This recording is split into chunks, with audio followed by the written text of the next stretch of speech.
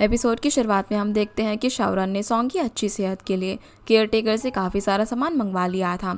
वो सॉन्ग को बताता है कि ये सब तुम्हारी अच्छी सेहत के लिए है, जिसके बाद वो उसे उसका डेली टाइम टेबल देता है। जब सॉन्ग उसे पढ़ती है तो वो हैरान हो जाती है कि अगर उसने इसे फॉलो किया तो गेम पर काम करने के लिए उसके पास टाइम ही नहीं बचेगा। तो शावरन उसे फॉरहेड पर किस करके कहता है कि तुम्हारे लिए अभी एक स्पेशल रूल भी है, और वो ये है कि तुम जब भी गेम का नाम लोगी तो मैं तुम्हें किस करूँगा। ये सुनकर वो अपने मुंह पर उंगली रख देती है। शावरन बोलता है कि मैं तुम्हारे लिए खाना बनाता हूँ, पर सॉन्ग पिछली बार बारबेक्यू भूली नहीं थी, जो कि उसने पूरी तरीके से जला दिया था। लेकिन शावरन इस बार पूरे कॉन्फिडेंस में था कि वही खाना बनाएगा। जिसके बाद वो किचन में जाकर खाना बनाना शुरू करता है। वो रेसिपी बुक से देखकर कुक कर रहा था। सॉन्ग जब उसे टेस्ट करती है तो उसे काफ़ी पसंद आता है। फिर शावरन उसे एक गिफ्ट देता है जिसमें पजल थी, और बोलता है कि मेरे जाते ही तुम काम करने लगोगी, इसलिए मेरे वापस आने तक तुम्हें इसे सॉल्व करना पड़ेगा। वो कहती है कि ये कैसा गिफ्ट हुआ, इस पर मुझे ही मेहनत करनी पड़ेगी। शावरन इसकी मदद से उसका माइंड गेम से दूर करना चाहता था ताकि वो रिलैक्स हो सके। उसके जाने के बाद वो पजल सॉल्व करने लगती है। फिर हम यहाँ से विक को देखते हैं जो कि गेम को ठीक करने पर काम कर रहा था। वो काफ़ी सरप्राइज था ये देखकर कि कोई भी इंसान सिर्फ अपने दिमाग की मदद से गेम में जा सकता है। पर विक ने यहाँ पर प्लान किया था कि अगर वो कुछ ऐसा कर दे जिससे प्लेयर्स के ब्रेन वेव से आ रही इन्फॉर्मेशन करेक्टर में स्टोर होती चली जाए, जिसके बाद वो इस इन्फॉर्मेशन को एडवर्टाइजर्स के पास बेचकर काफ़ी प्रॉफिट कमा सकते हैं। इसलिए वो अपने प्लान पर काम शुरू कर देता है। सीन अब शानू पर आता है, जिसे उसके डैड वीडियो कॉल पर पूछते हैं कि तुमने ये जो गेम को सपोर्ट करने के लिए फंड्स दिए हैं वो शावरन के लिए किया है या फिर लिन के लिए। इस पर वो कहती है कि मैं आपसे पहले ही कह चुकी हूँ कि मैं लिन से ही शादी करूँगी, जिसकी इस बात से उसके डैड को कोई भी इतराज़ नहीं था। पर वो ये जानते थे कि लिन के डैड उसे पसंद नहीं करते, लेकिन ये भी उनकी प्रॉब्लम नहीं थी। तो बस इतना चाहते थे कि शानू जिससे भी शादी करे वो शानाई ग्रुप का इंचार्ज होना चाहिए। अब हम समझ पाते हैं कि क्यों शानू लिन को वापस से कंपनी में लाने की कोशिश कर रही थी। दूसरी तरफ लिन शावरन से कहते हैं कि कंपनी में जो डायरेक्टर्स नाराज़ हैं, अगर इस बारे में डैड को पता चला हो तो वो काफ़ी गुस्सा होंगे। पर शावरन के हिसाब से उन्हें अभी तक पता चल चुका होगा और वो सोल्यूशन भी ढूंढ रहे होंगे। वो उन्हें बाकी चीज़ों के बारे में भी बताना चाहता था जो कि अभी तक उनके साथ हुई है। तो लिन बोलता है कि पहले फिर मैं शानू के साथ जाकर डैड से मिलता हूँ।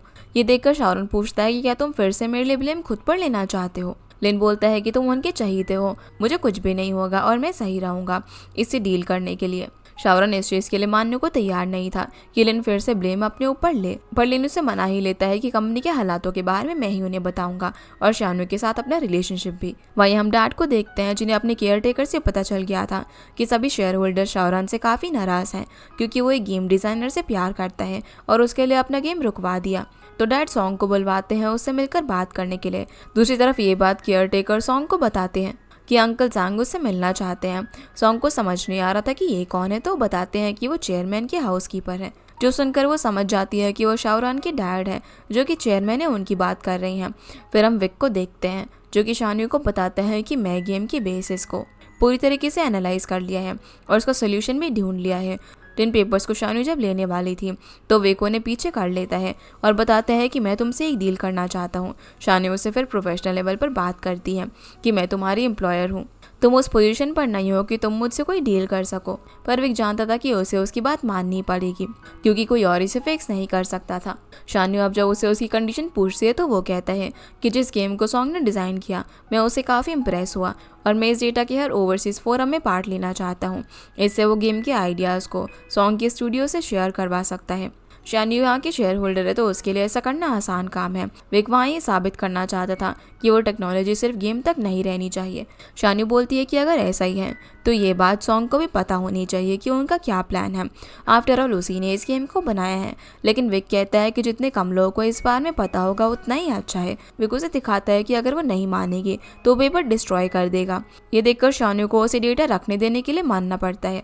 सीन अब यहाँ से सॉन्ग पर आता है जो कि शावरन की डैड से मिलने के लिए जाती हैं, जहाँ पर डैड उसे सबसे पहले पूछते हैं कि तुम शावरन को पसंद क्यों करती हो। तो सॉन्ग समझ जाती है कि उन्होंने यहाँ पर उसे स्टेटस लेवल दिखाने के लिए बुलाया है। वो फिर कहती है कि शावरन और मैंने एक साथ काफ़ी मुश्किलों का सामना किया है और हम कभी एक दूसरे के साथ नहीं छोड़ेंगे। डैड उसे कहते हैं कि जितना चीज़ों को तुम आसान समझ रही हो उतना नहीं है। अगर कभी शावरन के हाथ से उसका शानाई ग्रुप चला गया तो क्या तब भी तुम उसके साथ रहोगी। जिस पर वो कहती है कि भले ही शावरन किसी भी कंडीशन में हो मैं उसका साथ नहीं छोड़ूंगी। आपके लिए भले ही मैं शाहरुख की बेस्ट पार्टनर ना हूँ, लेकिन ये हमारा फैसला है कि हम एक दूसरे को पसंद करते हैं। तो डैड उसके सामने एक सिचुएशन रख देते हैं जिसमें अगर शाहरुख को उसमें और कंपनी में से किसी एक को छोड़ना पड़े तो क्या सजेस्ट करेगी। तो शाहरुख कहती है कि उसका जो भी फैसला होगा मुझे मंजूर होगा।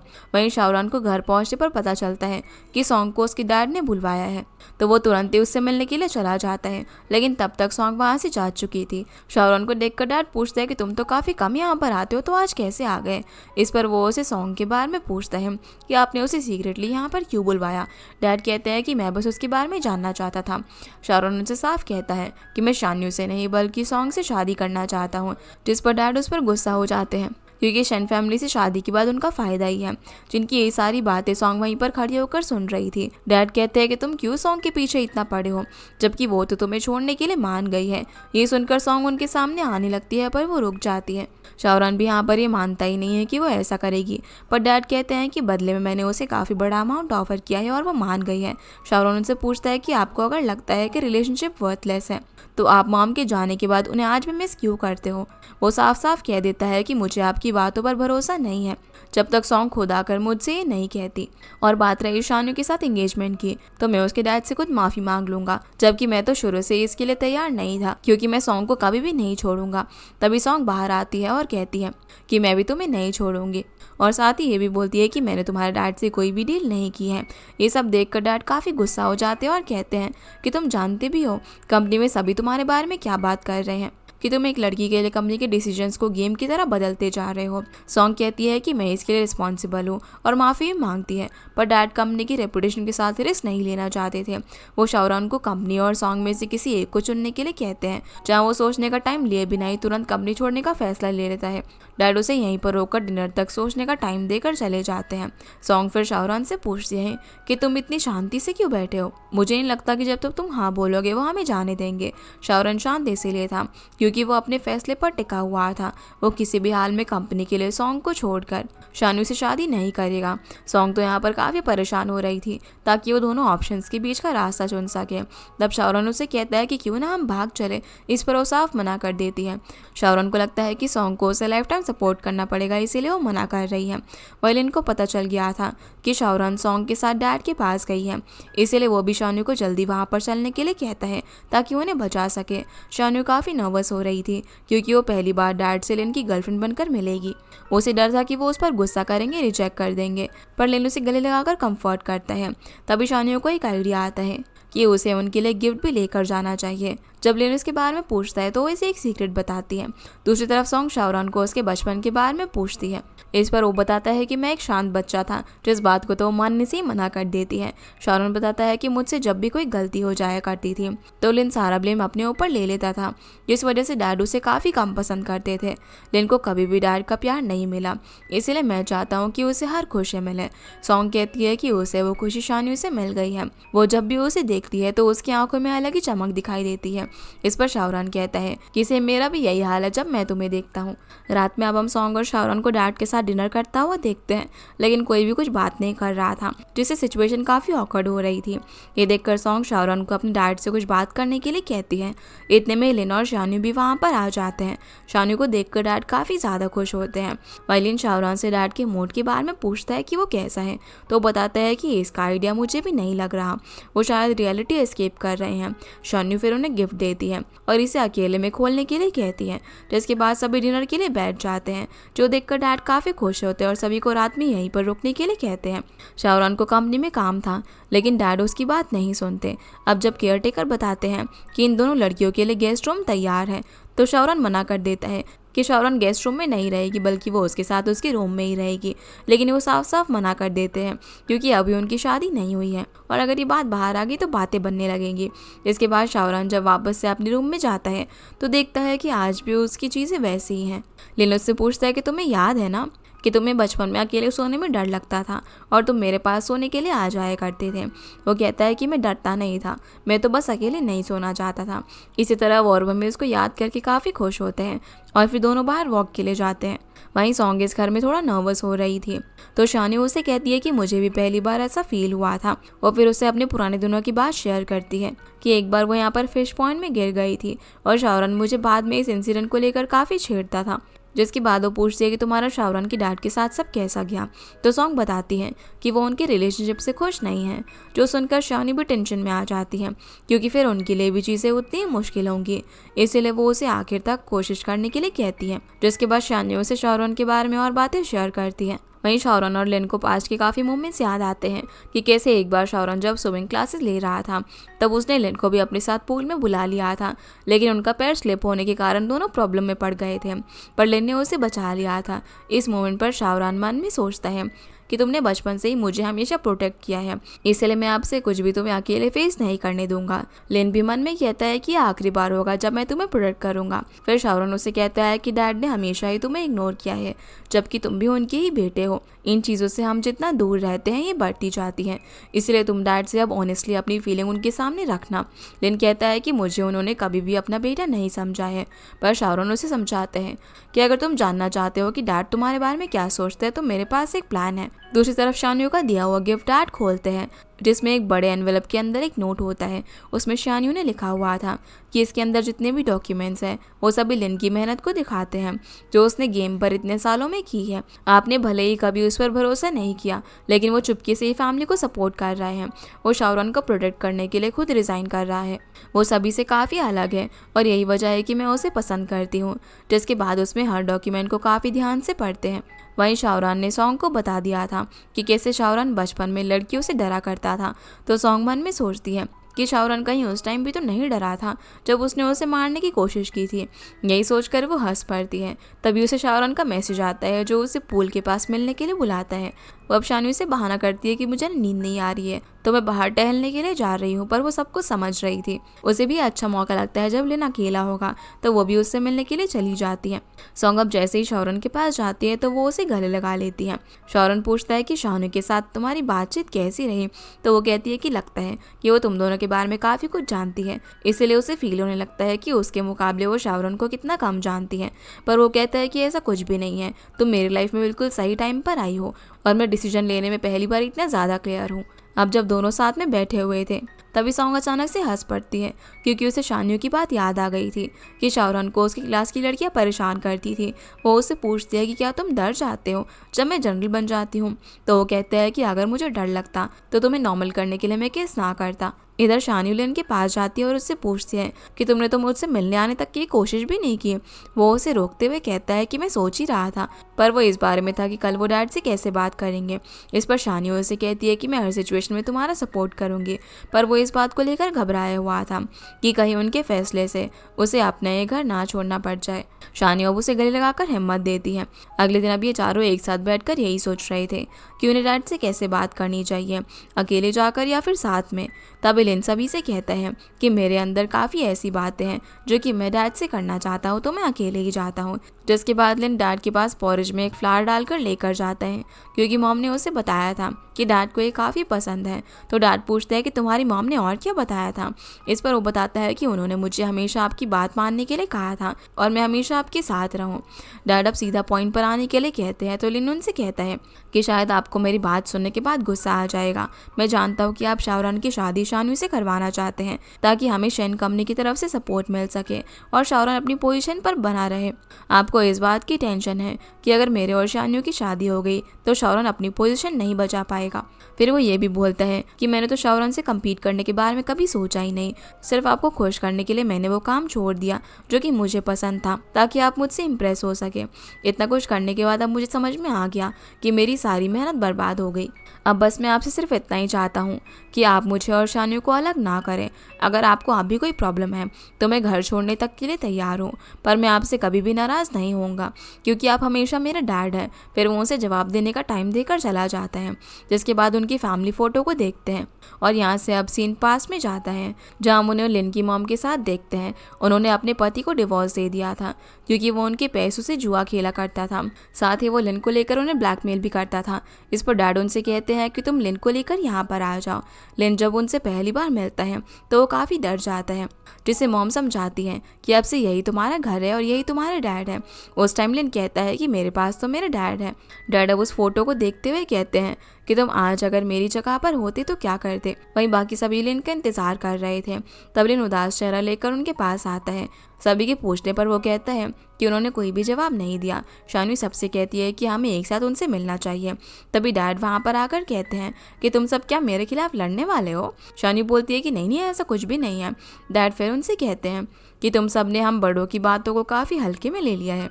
तुम वही करना चाहते हो जो कि तुम्हारा मन करे, बिना इसके बारे में सोचे कि आगे क्या प्रॉब्लम आ सकती है। लेकिन अब जब तुमने खुद अपनी खुशियाँ चुनी हैं तो मुझे साबित भी करके दिखाओ। जिसके बाद वो सभी को काम देते हैं, जैसे सॉन्ग को मंथ एंड तक गेम फिक्स करना होगा। वो शावरान से पूछते हैं कि तुम्हें इस पर भरोसा है ना। इस पर वो कहता है कि हमेशा से ही। फिर डैड लिन को उनकी डेली प्रोग्रेस पर नजर रखने के लिए वापस से कंपनी में रखते हैं, जो देखकर शानवी काफ़ी खुश हो जाती है। डैड बोलते हैं कि लिन तुम सभी से बड़ा है और समझदार भी, इसलिए उसके सुपरविजन में तुम सेफली काम कर सकोगे और कंपनी में आगे चलकर कोई प्रॉब्लम भी नहीं आएगी। लेकिन ये देखकर काफी खुश हो जाता है कि डैड को उसके ऊपर भरोसा है और उन्होंने उसे मौका दिया है ताकि वो शानू के डैड को बता सके कि वो शानू के लिए कितना काबिल है। सभी लोग अब काफ़ी खुश हो जाते हैं कि डैड ने उन्हें खुद को साबित करने का मौका दिया है कि उन्होंने अपने लाइफ पार्टनर चुनने में कोई भी गलती नहीं की है। वहाँ से वापस जाते वक्त अब शावरान सॉन्ग से पूछता है कि क्या होता अगर मैं सच में तुम्हारे लिए कंपनी छोड़ देता। तो वो कहती है कि फिर मैं तुम्हारा ख्याल रखती। दूसरी तरफ शानू भी लिन के लिए काफ़ी खुश थी कि अब वो कंपनी में वापस आ जाएगा।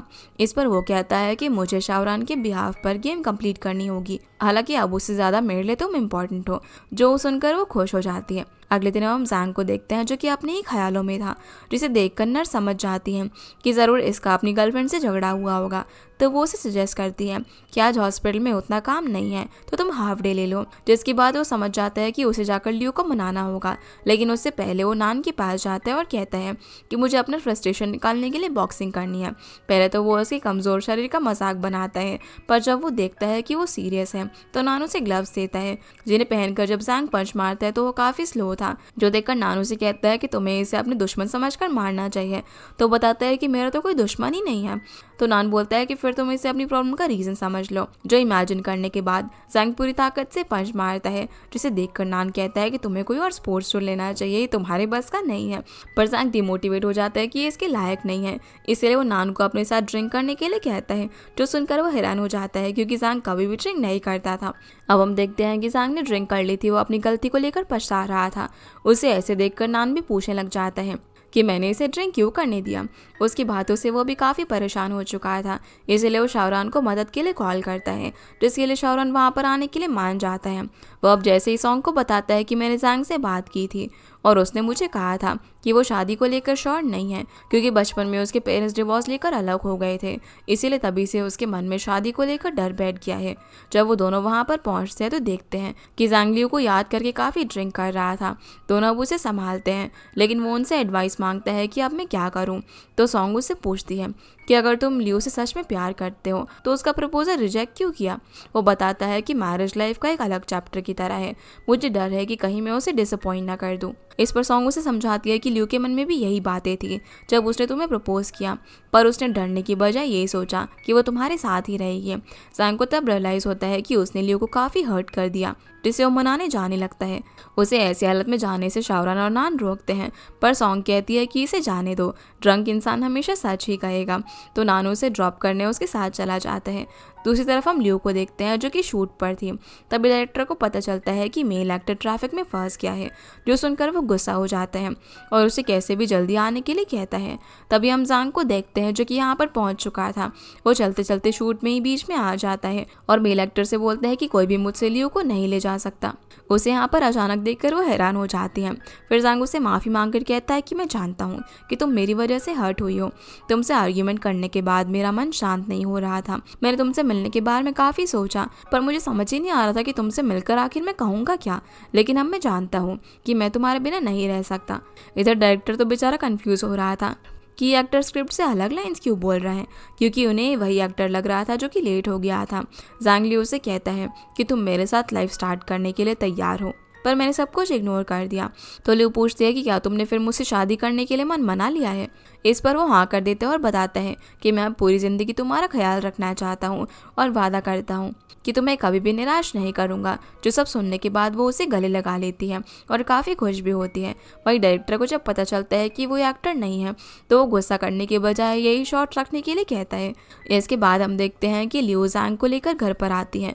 वो उसे पहली बार ड्रंक देखकर काफ़ी हंस रही थी। तभी जैंग नीन ने बोलता है कि तुम लियो को मुझसे दूर नहीं ले जा सकते। जैंग की जे साइड देखकर वो उसे और भी ज़्यादा पसंद करने लगी थी।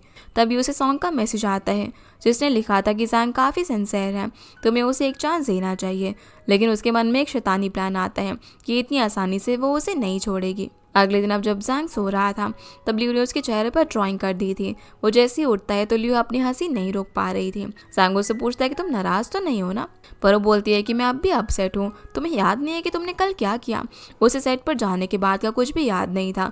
तो लियो उसे बताती है कि तुमने डायरेक्टर की नाक में दम कर दिया था और अब वो तुम्हें देखना भी नहीं चाहता। फिर वो उससे पूछती है कि कल जो तुमने कहा क्या तुम अब भी उस पर अड़े हो।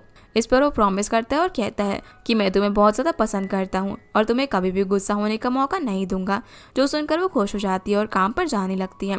जैंग कहता है कि मैं तुम्हें ड्रॉप कर देता हूँ, पर वो उसे घर पर आराम करने के लिए कहती है और उसे घर की चाबी वापस लौटाकर बोलती है कि तुम्हारा एक लास्ट चांस है। जाते जाते वो उसे अपना चेहरा भी धोने के लिए कहती है। अब वो जैसे शीशे में अपना चेहरा देखता है तो स्माइल करने लग जाता है। यहाँ से अब हम सॉन्ग को देखते हैं जिसे सॉन्ग बताता है कि हमने ऑलमोस्ट सारा कुछ एडजस्ट कर लिया है, बस अब सिर्फ मेन बॉस बचा है, इसीलिए हम चाहते हैं कि आप इसे खुद काम करिए क्योंकि यह आपके करीब है। सॉन्ग उसे कहती है कि मैं इसे बाद में कर लूँगी क्योंकि अभी काफ़ी कम टाइम है उनके पास। पर वो चाहते थे कि सॉन्ग जल्दी से गेम को फिक्स करके उनका मुंह बंद कर सके, जो समझते हैं कि सॉन्ग कंपैटिबल नहीं है।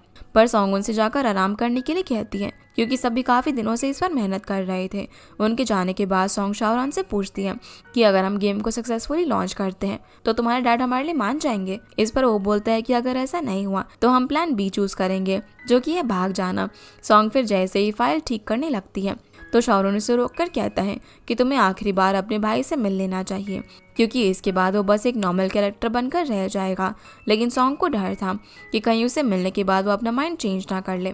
तो शाओरान उसे हिम्मत देता है और कहता है कि तुम्हारे साथ मैं भी उससे मिलना चाहूँगा। जिसके बाद दोनों गैजेट्स को लगाने के बाद गेम के अंदर चले जाते हैं, जहाँ पर सॉन्ग उसे बताती है कि मैंने अपने भाई के कैरेक्टर को ये सोचकर बनाया था कि वो एक गार्डियन होगा, ना कि जनरल की तरह कोई बॉस। इसलिए मैंने उसे इस ट्री के अंदर छुपा दिया, इसीलिए हम इसे हिडन बॉस कहते हैं, जिसे तुम्हारी तरह मोस्टली प्लेयर्स इग्नोर करते हैं। सॉन्ग अब उसे बताती है कि बिना इसे हराए तुम जनरल को नहीं हरा सकते। जिसके बाद सॉन्ग अपने भाई को पावर्स की मदद से बुलाती है, जो शाओरान देखकर उसके बारे में पूछता है। तो वो बोलता है कि मैं सॉन्ग का बॉयफ्रेंड हूँ और फियांसे भी। ये सुनकर सॉन्ग कहती है कि हमारी शादी की बात कब हुई। जिन्हें एक साथ में देखकर सॉन्ग का भाई काफ़ी ज़्यादा खुश होता है। इसके बाद सॉन्ग उसे बताती है कि मैं इस गेम में कुछ चेंजेस करने वाली हूँ जिससे तुम्हारा कैरेक्टर बदल जाएगा। तुम्हें मैंने इतना पावरफुल बना दिया था जिसकी वजह से अब गेम में प्रॉब्लम आ रही है, इसीलिए अब हमारे पास उसे ठीक करने का एक ही ऑप्शन है, पर इसे तुम्हें हर प्लेयर आसानी से हरा देगा। लेकिन इससे उसके भाई को कोई भी प्रॉब्लम नहीं थी। वो सॉन्ग की सिचुएशन को अच्छे से समझता है और कहता है कि तुम्हें जो भी सही लगे तुम वो करो। वो फिर शाओरान से सॉन्ग का अच्छे से ख्याल रखने के लिए भी कहता है, जिस पर शाओरान उसे प्रॉमिस करता है।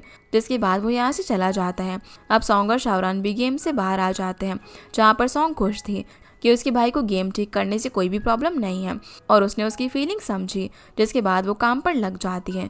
दूसरी तरफ हम शानियों को देखते हैं, जिससे उसका बॉडीगार्ड कुछ डॉक्यूमेंट्स लेकर देता है और बताता है कि विक चाहता है कि आप इस पर साइन करें। वो बस शानियों से इस एग्रीमेंट के बदले अप्रूवल चाहता था कि वो गेम के स्टार्स के साथ कॉन्फ्रेंस अटेंड कर सके। शानू जब उसे पढ़ने लगती है तो गार्ड उसे जल्दी साइन करने के लिए कहता है, लेकिन तभी लिन वहाँ पर आ जाता है और उससे पूछता है कि ये एग्रीमेंट किसके बारे में है। शानू उसे बताती है कि ये बस ऑथराइजेशन की पेपर्स है। लिन जब उन्हें रीड करने के लिए मांगता है तो गार्ड कहता है कि मैंने इन्हें अच्छे से देख लिया है, तुम्हें देखने की जरूरत नहीं है। तो लिन डायरेक्ट शानू से पूछता है कि क्या तुमने विक को स्टैटिस्टिक्स अब्रॉड ले जाने की परमिशन दी है। वो कहती है कि उसे इंटरनेशनल कॉन्फ्रेंस के लिए चाहिए जहाँ वो गेम को डेमो की तरह प्रेजेंट कर सके। पर लिन उसे बताता है कि विक इन स्टैट्स को बेचने का प्लान कर रहा है। ये स्टैट्स गेम की कोर है जिसमें यूज़र का डेटा और पर्सनल इन्फॉर्मेशन है। अगर ये किसी प्रोडक्ट की तरह बेचे गए तो इसके काफ़ी बुरे नतीजे होंगे। जब शानियो इस बारे में गार्ड से पूछती है तो वो काफ़ी घबरा जाता है। वो शानियो से माफ़ी मांगता है और हम देखते हैं कि उसने विक के साथ सबके जाने के बाद डील की थी। उसे लिन का शानियो के पास आना अच्छा नहीं लग रहा था। उसे डर था कि इनके एक होने से शानू को ही परेशानी उठानी पड़ेगी, इसीलिए उसे लिन को दूर करने का उसे यही मौका मिला। ये सब जानने के बाद शानू उसे यहाँ से निकाल देती है और लिन से माफ़ी मांगते हुए कहती है कि मैंने इतनी बड़ी गलती कर दी। विक ने मुझसे कहा था कि वो गेम के सोल्यूशन के साथ आएगा, इसीलिए मैंने उसकी बात तुरंत मान ली। तो लिन उसे अगली बार से ऐसे डिसीजन लेने से पहले उसे डिस्कस करने के लिए कहता है, पर लिन उसका प्लान समझ जाता है कि वो कैसे भी करके उसे सीईओ की पोस्ट पर लाना चाहती है। इसीलिए वो उसे साफ साफ कह देता है कि ये सब करने के बाद अगर तुम्हें वो मिल भी गया जो कि तुम्हें चाहिए, तो मेरा रिलेशनशिप मेरे भाई के साथ खराब हो जाएगा। शानी उसे बोलती है कि फिर मेरे डैड हमारे रिलेशनशिप को अप्रूव नहीं करेंगे, पर लिन साफ कह देता है कि मैंने शानहाई ग्रुप को इसीलिए छोड़ा था ताकि कोई भी मुझे मेरे वर्ड से जज ना करे, पर अगर तुम्हारे डैड नहीं मानते तो हम कुछ भी नहीं कर सकते। ये कहकर वो यहाँ से चला जाता है, जिसके बाद लिन विक की ये सारी चाल शाहरुन को बता देता है कि विक ने हमें धोखा दिया है। वो अपने साथ गेम्स का सारा डेटा अब्रॉड लेकर जा रहा है ताकि वो उसे बेच सके। ये पता लगते ही शाहरुन सॉन्ग के साथ एयरपोर्ट की तरफ निकल पड़ता है, जहाँ रास्ते में सॉन्ग विक की कार का नंबर पहचान लेती है, जिसके बाद शाहरुन उसे ओवरटेक करके रोक लेता है और फिर उसे गेम के सारे स्टैट्स वापस मांगने लग जाता है। इसी के साथ ये एपिसोड यहीं पर खत्म होता है। तो गाइस, ये थी आज की वीडियो एंड आई होप आप लोगों को ये वीडियो पसंद आई होगी। तो इस वीडियो को लाइक कर चैनल को सब्सक्राइब जरूर कीजिएगा। आपसे फिर मिलते हैं इस ड्रामा के अगले एपिसोड में, तब तक के लिए गुड बाय।